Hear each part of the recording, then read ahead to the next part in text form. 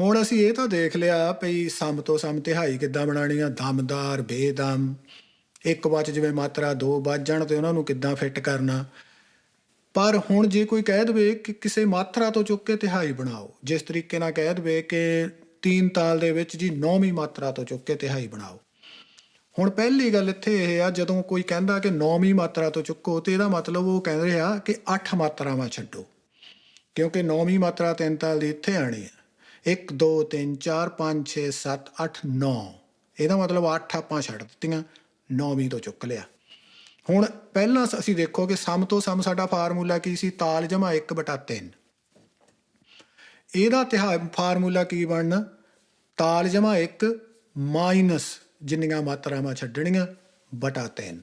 ਸੋ ਹੁਣ ਮੰਨ ਲਓ ਕੋਈ ਕਹਿ ਰਿਹਾ ਕਿ ਤੀਨ ਤਾਲ ਦੀ 9ਵੀਂ ਮਾਤਰਾ ਤੋਂ ਚੁੱਕਣੀ ਆ, ਆਪਾਂ ਕੀ ਕਰਨਾ, 16 ਜਮਾ 1 ਮਾਈਨਸ 8 ਬਟਾ 3।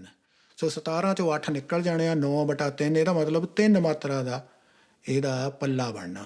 ਤੇ ਜਿਹੜੀ 8 ਮਾਤਰਾਵਾਂ ਆ ਉਹਨੂੰ ਆਪਾਂ, ਕਈ ਲੋਕ ਉਹਨੂੰ ਬੋਲ ਕਹਿ ਦਿੰਦੇ, ਕਈ ਉਹਨੂੰ ਮੋਹਰਾ ਕਹਿੰਦੇ, ਕਈ ਉਹਨੂੰ ਮੁਖੜਾ ਕਹਿੰਦੇ, ਆਪਾਂ ਉਹਨੂੰ ਮੁਖੜਾ ਕਹਾਂਗੇ ਸਾਡੇ ਲਈ, ਨਾਲੇ ਉਹਦੇ ਲਈ ਐਮ ਲਿਖਿਆ ਆ ਜਾਊਗਾ।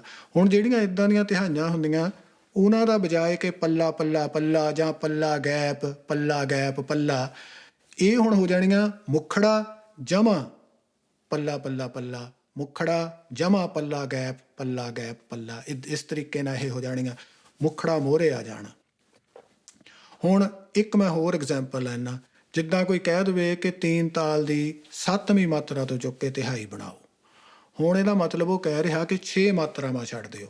ਸੋ 16 ਜਮਾ 1 ਜਾਣੀ ਕਿ ਤਾਲ ਜਮਾ 1 ਮਾਈਨਸ 6 ਬਟਾ 3।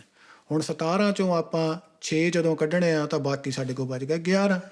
ਜਦੋਂ 11/3 ਕੀਤੇ ਆਪਾਂ ਤੇ ਸਾਡੇ ਕੋਲ ਤਿੰਨਾਂ ਨਾਲ ਵੰਡ ਕੇ 2 ਬਚ ਗਏ। ਤੇ ਹੁਣ ਜਿੱਦਾਂ ਸਾਡਾ ਪਹਿਲਾਂ ਆਪਾਂ 9ਵੀਂ ਮਾਤਰਾ ਤੋਂ ਚੱਕੀ ਸੀ ਤਿਹਾਈ, ਹੁਣ 1 2 3 4 5 6 7 8 ਆਪਾਂ ਕੋਈ ਵੀ ਇੱਥੇ ਮੁਖੜਾ ਬਚਾ ਕੇ ਸਾਡੀ 3 ਮਾਤਰਾ ਦੀ ਤਿਹਾਈ 1 2 3 1 2 3 1 2 3 ਜਾਂ ਕਿਟ ਤੱਕ ਗਦੀ ਗਨ ਧਾ, ਕਿਟ ਤੱਕ ਗਦੀ ਗਨ ਧਾ, ਕਿਟ ਤੱਕ ਗਦੀ ਗਨ ਧਾ ਆ ਜਾਣੀ ਸੀ। ਪਰ ਹੁਣ ਅਗਲਾ ਕਹਿ ਰਿਹਾ ਕਿ ਤੁਸੀਂ 7ਵੀਂ ਮਾਤਰਾ ਤੋਂ ਚੁੱਕੋ। ਹੁਣ 7ਵੀਂ ਮਾਤਰਾ ਤੋਂ ਸਾਡੇ ਕੋਲ ਉਹ 11/3 ਨਾਲ ਹੁਣ 2 ਮਾਤਰਾਵਾਂ ਬਚ ਗਈਆਂ। ਹੁਣ ਇਹਦੇ ਵਿੱਚ ਕੀ ਆ ਜਾਣਾ, ਮੁਖੜੇ ਤੋਂ ਬਾਅਦ ਜਿਹੜੀ ਤਿਹਾਈ ਹੋਣੀ ਆ ਉਹ ਗੈਪ ਵਾਲੀ ਤਿਹਾਈ ਬਣ ਜਾਣੀ, ਯਾਨੀ ਕਿ ਪੱਲਾ ਜਮਾ ਦਮ, ਪੱਲਾ ਜਮਾ ਦਮ ਤੇ ਪੱਲਾ। ਸੋ ਉਹ ਇਸੇ ਚੀਜ਼ ਨੂੰ ਆਪਾਂ ਕਿਟ ਤੇ ਗਦੀ ਗਨ ਧਾ ਕਰਕੇ ਫਿਰ ਦਮ ਦੇ ਕੇ ਉਹਨੇ ਆ ਜਾਣਾ।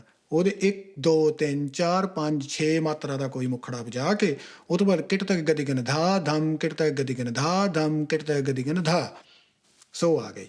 ਸੋ ਇਸ ਤਰੀਕੇ ਨਾਲ ਸਾਡੀ ਜਿਹੜੀ ਇਹ ਤਿਹਾਈ ਕਿਸੇ ਹੋਰ ਮਾਤਰਾ ਤੋਂ ਚੁੱਕਣੀ ਹੁੰਦੀ ਆ, ਉਹ ਤੋਂ ਬਾਅਦ ਜਿਹੜੀਆਂ ਸਾਡੀਆਂ ਚੀਜ਼ਾਂ ਬਚ ਜਾਣ, ਜਦੋਂ ਆਪਾਂ ਉਹਨੂੰ ਤਿੰਨਾਂ ਨਾਲ ਵੰਡਦੇ ਹਾਂ ਤੇ ਆਪਾਂ ਫਿਰ ਦੇਖ ਲੈਣਾ ਕਿ ਸਾਡਾ ਉੱਤਰ ਉੱਥੇ ਜਾਂ 0 ਆਣਾ ਜਾਂ 1 ਆਣਾ ਜਾਂ 2 ਆਣੇ ਆ।